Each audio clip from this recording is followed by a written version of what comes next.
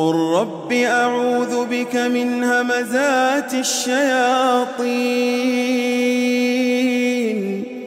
وأعوذ بك رب أن يحضرون. A'udzubillahi minasyaitonirrajim. Bismillahirrahmanirrahim. Assalamualaikum, salam sejahtera. Welcome back to my channel. Terima kasih yang telah sudi subscribe, like dan komen video-video Abel. Siapa yang belum subscribe lagi, bolehlah tekan button subscribe agar tidak terlepas cerita-cerita menarik daripada Abel. Hari ni Abel nak cerita pengalaman Abel berlaku berbelas tahun dulu, lama dah. Tahun 2012, 2012 gitulah.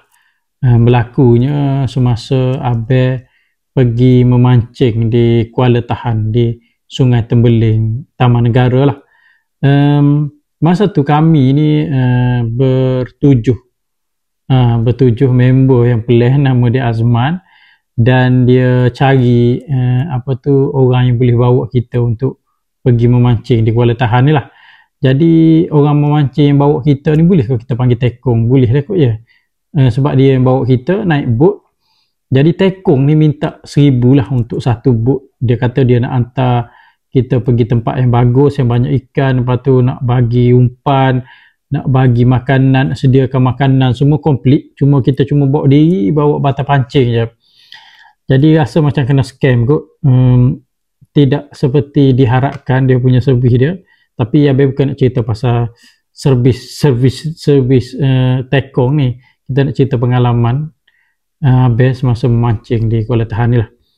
Jadi masa tu kami ni bertolak daripada Pandai Indah pukul 5.30, 4 biji kereta, bertolak 4.30 ni, jadi bertolak 5.30, sorry, bertolak 5.30 ni, jadi kita ni banyaklah tempat berhenti makan, berhenti kedai kopi, berhenti kedai runcit, berhenti pergi tandas sembayang semua kan.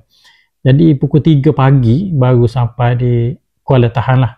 Jadi sepanjang perjalanan ni banyak berhenti sebab kita 4 biji kereta masing-masing nak pergi situ, nak pergi sini.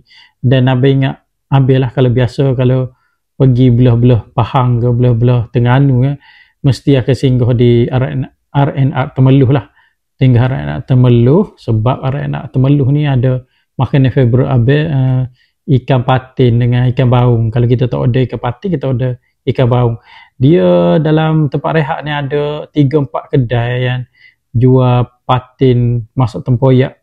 Harga dia kalau tak silap habis seketul RM8 je ke patin. Kalau ikan baung dalam RM10. Seketul lah. Jadi nak cerita, bila sampai di Kuala Tahan ni, kita tidur, relax dulu tidur sebab nak bergeraknya, nak naik botnya esok pukul 8. Dan tidur-tidurnya esok tu bangun awal, pergi semayang apa semua dekat surau yang berdekatan tu. Dan tunggulah bot. Tunggu bot ni pukul 8. Janji pukul 8 tak datang. 8.30 tak datang. Pukul 9 tak datang. Pukul 9 suku baru sampai.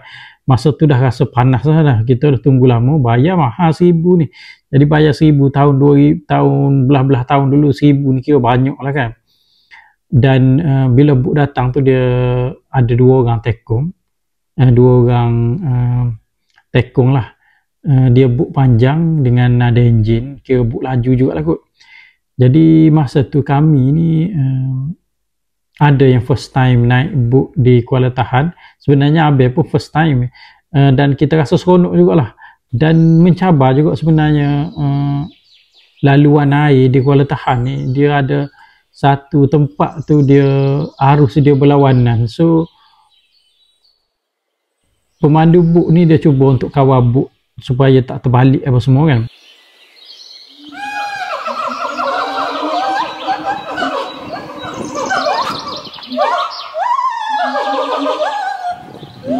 Jadi sampailah satu tempat.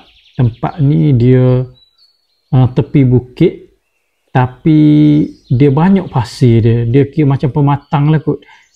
Sebelah kiri, sebelah kanan, sebelah depan ni sungai, belakang ni hutan, dan tempat dia turunkan kita ni kawasan berpasir, dan memang tandus lah tempat tu.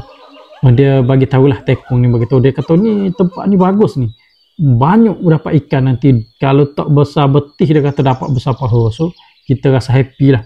Jadi dia turunkan kita kat situ dengan tak ada air mineralnya, dengan tak ada bekalan makanannya, dengan orang panggil, dia bagi umpan pula, dia bagi umpan kelapa sawit je, biji kelapa sawit. Kita anggap bila dia bagi tahu dia nak sediakan makanan, dia nak sediakan umpan, kita ingat kan dapatlah 3 jenis umpan ke, semua seronok lah juga kan. Ini satu umpan kelapa sawit je, lepas tu makanan pula tak ada. Dia kata tunggu dulu, dia kata kami pergi beli makanan, dia kata nanti kami bawa sini. Jadi kita ingatkan dalam sejam ke 2 jam ke, dia bawa lah makanan, bawa lah minuman, datang balik rupanya pukul 5.30 baru dia sampai kami ni haus. Ada seorang member ni dia macam marah juga. Habis duk tengok dia sepak pasir semua sambil duk bebel lah. Dia kata dah lah tak ada ikan lain ni, semua panas lah tempat ni. Jadi kita tak boleh nak cakap apa, mungkin salah pilih tekong kot. Tak seronok juga sebenarnya nak cerita pasal benda-benda gini kan, tapi sebagai pengajaran lah. Sebenarnya tekong ni memainkan peranan juga kalau kita pergi mana-mana. Kalau tekong tak pandai bawa kita ni, mesti nasib tak menyebelahi kita lah, tak dapat rezeki banyak yang seperti kita harapkan lah.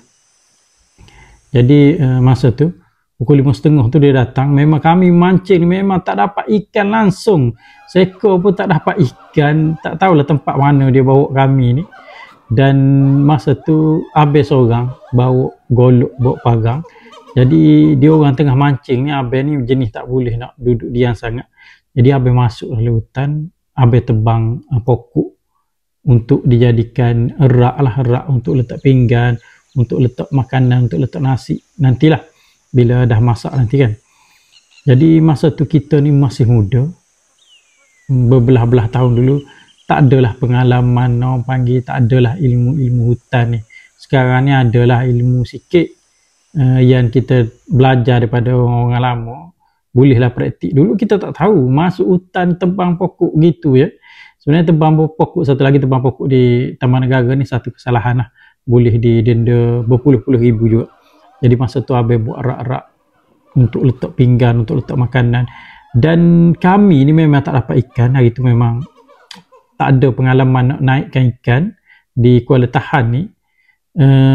Dan kira nasib baik juga, tekong ni dia bawa kami ni pergi kira-kira 500 meter daripada tempat tu, naik buk balik pergi menjala ikan. Masa ni baru dapat ikan besar-besar, kira seronok jugalah. Abel pun ikan yang tak pernah tengok, tak pernah nampak pun ada bersertakan gambar ni, dapat. Dan kami masak lah masa tu, ada yang bakar, ada yang goreng apa semua. Dan malam tu makan malam ni perut ni dah kenyang lah. Bila perut dah kenyang, nang letih, penat semua. Jadi Abel ni tertidur awal dalam pukul 10. Lepas pada sembang-sembang dengan member, kita Abel ingat sebelah kanan Abel ada member, sebelah kiri Abel ada member. Dalam kemah ni kita buat kemah, lupa nak beritahu, kita buat kemah daripada canvas saja. Kita pacak kayu yang bentuk Y tu, letak palang tu, terus letak kemah macam tu lah. Jadi kita lapik canvas juga untuk tidur. Jadi masa tu Abel dah tengah sembang dengan member sebelah ni, sembang-sembang tertidur lah Abel pada masa tu. Jadi tertidur ni badan penat sangat lah. Pukul 2 atau pukul 3 pagi Abel tersedar daripada tidur. Abel tengok sebelah kanan Abel dah tak ada orang, sebelah kiri pun tak ada orang, dah kosong dah kemah tu. Dan Abel tengok sebelah kiri ni, nampak cahaya-cahaya bulan ni, nampaklah bukit dekat situ, yang tingginya bukit dengan hutan rimbunya, dengan gelap katnya kawasan yang Abel duduk ni. Kita manusia biasa ni rasa takut, timbul rasa macam seram juga ni rasa ni. Tapi nak buat macam mana, dah kita masuk tempat dia, kawasan dalam hutan. Jadi Abel cuba untuk tidurlah, untuk lelapkan mata. Tak sampai seminit abang pejam mata ni, daripada bukit ni Abel dengar satu tapak kaki macam gergasi. Dia berjalan tum. Masa tu dah berdebar dah. Nak buka mata dah tak boleh dah, nak gerakkan tangan tak boleh, nak panggil orang lagi lah tak boleh. Masa tu tengah baca ayat kursi ni, dalam hati je baca ayat kursi. Habis baca ayat kursi, benda tu dia makin lama makin dekat dan dia masuk dalam kemah. Dia berjalan atas kanvas tempat Abel tidur ni. Sampai dia berjalan, dia menghampiri Abel ni, pasir yang ada atas kanvas ni melompat-lompat. Piung kita rasa lah benda tu melompat pasir sebab tapak kaki tu besar. Dia berjalan dan bergegar tempat tidur Abel ni. Wallahu alam, dan cerita ni memang betul berlaku pada Abel, dan pasir ni memang kena kita. Abel kata Allah Rabbi, kata apa benda ni, gegasi ke setan kan. Jadi alhamdulillah dia sampai dekat Abel tu. Abel tak nampak dia. Abel cuba buka mata tak boleh. Dia sampai dekat Abel ni, Abel dah boleh buka mata. Abel tengok memang tak ada apa. Masa tu Abel berlari pergi ke gigi air ni, tempat member-member tadi duduk berderet, duduk susun duduk tengah mancing. Walaupun tak dapat ikan, dia orang gigih mancing. Dan ujung sekali ni adalah tekong ni, nama dia Wan. Kita panggil Wan dia, tekong ni. Dan Abel duduklah sebelah tekong. Jadi demo ni tanyalah Abel. Dia cakap, Wan, kalau penat tidurlah lagi. Dia kata bukan dapat ikan pun, kita orang saja ya ni, sembang-sembang duduk tepi gigi air ni. Dia kata tak apalah, dah puas dah tidur, kata kat dia. Jadi Abel memang tak cerita apa yang berlaku kepada Abel tu. Tapi tiba-tiba, tak tahulah, wallahu alam, kebetulan ke macam mana ke, Abel tak tahu, tiba-tiba guard ini, tekong ni, dia tanya kami. Dia kata, korang tahu tak tempat ni apa nama dia, tempat kita duduk sekarang ni? Jadi masing-masing cakap tak tahulah. Iyalah, kita baru first time datang sini. Sebelum ni kita tak tahu pun betul ke ada orang datang mancing sini, ataupun tekong ni bawa kita aja mancing kat sini kan. Jadi dia kata nama tempat ni adalah Teluk Kelembai. Dia kata tahu tak kenapa nama Teluk Kelembai? Kelembai kan gegasi. Dia kata ni mitos lah. Abel pun tak percaya sebenarnya, cuma nak cerita, nak kaitkan dengan cerita ni lah. Dia kata dulu ada seekor kelembai, sang kelembai gegasi ni ada dekat Taman Negara ni. Kerja dia tiap-tiap pagi menjala ikan di tempat kita duduk ni lah. Dia menjala ikan lama-lama tempat menjala ikan ni jadi lubuk. Tempat kena jala dia ni jadi lubuk. Dan satu hari tu masa dia tengah menjala ni, ada seekor burung. Dia tunjuklah kawasan pokok tinggi kat situ. Ada burung dekat kawasan pokok tinggi ni. Burung ni bunyi kuat sangat. Jadi si kelembai ni dia marah. Dia sumpah burung tu jadi hantu. Jadi hantu pula. Dia sumpah burung tu jadi batu. Dan itulah cerita mitos yang dia cerita. Tapi yang peliknya, kenapa tanya Abel sampai ni baru dia tanya kami dan cerita pada kami pasal sang kelembai. Adakah kaitan dengan mimpi Abel tadi? Wallahu alam. Cerita ni pelik. Abel tahu yang datang tadi bukan sang kelembai yang datang jenguk Abel dekat kemah ni, tapi Abel tahu itu adalah jin, jelmaan jin. Dia menjelma sebagai sang kelembai lah kot. Mungkin Abel tak tahu. Adakah dia tahu yang tekong ni akan cerita pasal dia, ataupun takkan dia tahu kan benda nak terjadi kan? Ataupun adakah baru Abel terfikir, adakah yang aku bercakap dengan tekong ni, adakah betul-betul tekong tu, ataupun aku seorang duduk bercakap dengan tu, orang lain tak dengar kan? Wallahu alam. Itu cerita yang berlaku kepada Abel masa di Taman Negara lah. Satu lagi Abel nak share satu cerita ni, tak ada kaitan dengan mancing lah. Pasal anak Abel ni umur dia setahun 7 bulan. Jadi orang kata budak-budak kecil ni sebelum ubun-ubun dia ni dipenuhi rambut ni, dia hijab dia terbuka lah. Dan Abel perasan memang anak Abel ni hijab dia ni agak terbuka juga. Abel harap dia tak ikut macam mak dia lah. Mak dia kan sampai ke sekarang hijab terbuka. Abel doakan, dan benar Abel minta sahabat-sahabat Abel doakan anak Abel ni bila dia dah besar nanti hijab dia tertutup macam orang normal biasalah. Sebelum-sebelum ni wife Abel ni dia selalu ceritalah. Dia cakap Akil ni dia kadang-kadang dia macam ada nampak orang, nampak kawan dia datang dan dia nak bermain-main. Jadi Abel dengar apa, Abel macam kerik-kerik lah kan, macam tak adalah nak komen banyak sangat, takut wife takut. Satu hari tu minggu lepas, hari cuti, hari Sabtu, Abel duduk lepok lah dengan anak Abel dengan wife kan. Tiba-tiba anak Abel ni dia macam memanggil seseorang daripada dalam bilik belakang ni, dan seolah-olah benda tu datang dekat dia. Jadi bila benda tu datang dekat dia, Abel perasan, dia tunjuk dekat Abel. Maknanya dia tunjuk macam dia cakap kat budak tu yang dia nampak lah, kita tak nampak. Dia tunjuk macam ini ayah aku, ini ayah aku, macam ni kan. Lepas pada dia tunjuk tu, dia dah tarik kursi makan, meja dekat kursi makan Abel ni, dia tarik, dia tepuk kursi makan ni, dia nak suruh budak tu duduk kat situ. Jadi bila nampak tu, dia terus nak rekod, nak masuk dalam video. Dan bila dia nak rekod tu, anak ni dah macam kehilangan dah benda tu, dah tak nampak. Mungkin dia dah tak nampak. Sebab Wah cakap sebelum-sebelum ni ke, kalau dia nak rekod pun macam benda tu dah tak ada lah. Jadi itu cerita anak Abel. Dan satu lagi cerita dia berlaku baru 2-3 hari lepas.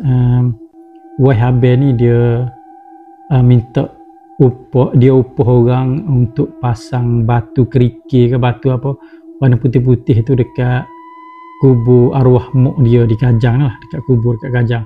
Jadi dia minta izin daripada Abel untuk bawa akhir sekali pergi ke ziarah kubur nenek dia lah. Dan jalan masuk ke kubur tu, nak pergi ke kubur mak dia ni, dia kena melalui satu kubur budak kecil lah.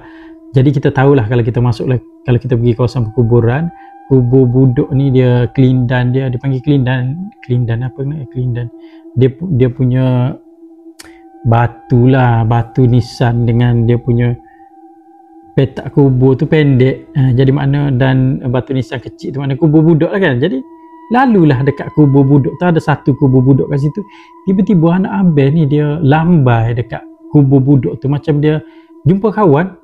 Dan pelik, memang pelik lah, banyak-banyak kubur dekat sekitar tu, kenapa dia tak lambai dekat kubur orang lain? Kenapa dia lambai kat kubur budak-budak je kan.